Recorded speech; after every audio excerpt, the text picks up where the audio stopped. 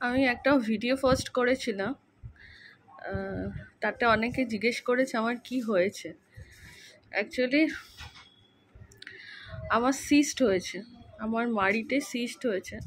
এই দিকটা মানে ডান দিকটা ইনফেকশন হয়ে গেছিলো, সিস্ট হয়ে গেছে।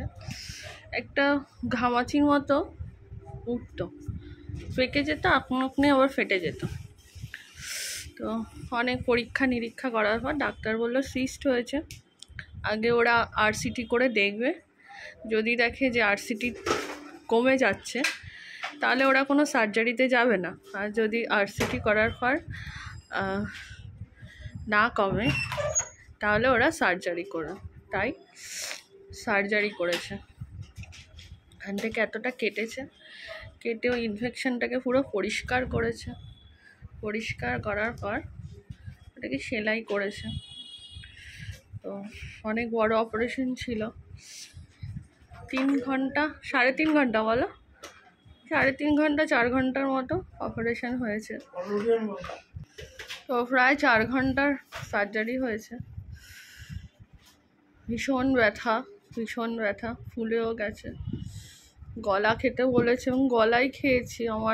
আমার ক্লোজ ফ্রেন্ড কমেন্ট করেছে দুধ ভাত খেতে, যেটা খেলে আমি বমি করে দেবো, আমি দুধ খাই না। তো গলাই করে দিয়েছে, আমার মাসি শাশুড়ি করেছে।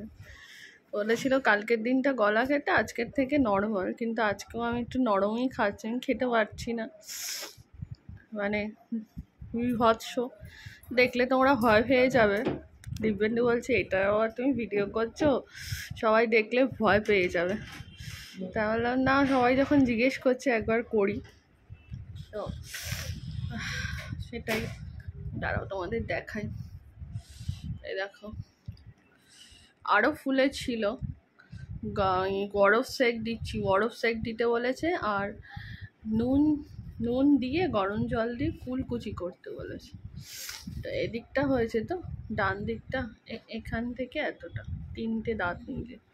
দাঁতে আমার কিছু হয়নি, দাঁতও তোলেনি, দাঁতে আমার কিচ্ছু হয়নি।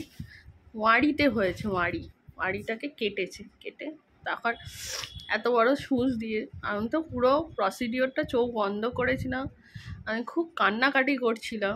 কিন্তু লাস্টের দিকে যখন স্টিচ করতে গেছে না, আমি ওই সুইটা রেখে নিয়েছিলাম, সুতোটা। তো আমার মানে ভীষণ পেইনফুল। ওরা রীতিমতো অনেকগুলো ইঞ্জেকশন পুশ করেছে আমার অবশ করার জন্য। ভার হয়ে গেছিলো, কিন্তু জানি না কেন যে অবশ হচ্ছিল না। যখন ওরা গজ দিয়ে পরিষ্কার করছিল না, ঢুকে আমার ভীষণ লাগছিল, মানে আমি খুব কেঁদে দিয়েছি। লাস্টে ডাক্তার নিজেই বলছে যে 10টা থেকে পেশেন্টটা ওটি হচ্ছে, ওকে একটু রেস্ট দাও। তো তারপর গিয়ে আমাকে 5 মিনিট রেস্ট দিয়েছে। তো এই হলো ব্যাপার। এখন খুব একটা ভিডিও করতে পারি না, আমি পারছিও না, যেহেতু কথা বলতে পারছি না। তাও এর মধ্যে থেকে বুঝতেই পারছো সমস্ত কাজ করছি। মাসি শাশুড়ি তো খাবার পাঠিয়ে দিয়েছে, আমি বারণ করেছিলাম, তা সত্ত্বেও খাবার পাঠিয়েছে। আমার কর্তামশাইয়ের সকালবেলা কাজে চলে গেছে।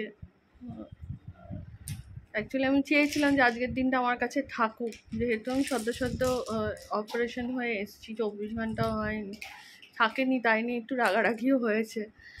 যাই হোক, এই হলো ব্যাপার। তো ঘুমাতে খুব কষ্ট হচ্ছে, যেহেতু এখানটা ফুলে গেছে, তো নাকটা না, নিঃশ্বাস নিতে পারছি না। দেখতে পাচ্ছ, নিঃশ্বাস নিতে পারছি না, এই সাইডটা ফুলে গেছে। যত রাত হচ্ছে ব্যথা হচ্ছে, যেহেতু স্টিচ করেছে না, স্টিচের জায়গাগুলো খুব ব্যথা হয়েছে। এই গেলায় সবাই হয়তো ভাববে কোনো ফিল্টার দেওয়া না, বিভৎস যন্ত্রণা। আমি যে 5 মিনিট তোমাদের সাথে কথা বলছি না, আমার যে কি যন্ত্রণায় ছিঁড়ে যাচ্ছে পুরো, এইগুলো পুরো যন্ত্রণা। তো যাই হোক, আর কথা বলতে পারছি না আমি, আমার যন্ত্রণায় ফেটে যাচ্ছে। তোমরা আগের ভিডিওতে দেখেছো এতটা ফোলেনি, ডাক্তার বলেই দিয়েছে যে 2-3 দিন আরও ফুলে যাবে জিনিসটা। তার জন্য বরফ সেক দিতে বলেছে। বরফ সেক দিচ্ছি, দেখা যাক কী হয়। আর যখন জিপটা আমার এখানটা লাগছে না, এখানটা তো পুরোটা স্টিচ করা, পুরো ভেতর দিয়ে ওপর দিয়ে ভেতর দিয়ে ওপর দিয়ে ভেতর দিয়ে করেছে, লাগছে না যেন মনে হয় মাথা ঠাথা একদম চারাত করে উঠছে। এই হলো ব্যাপার। চলো, সুস্থ হলে আবার দেখা হবে।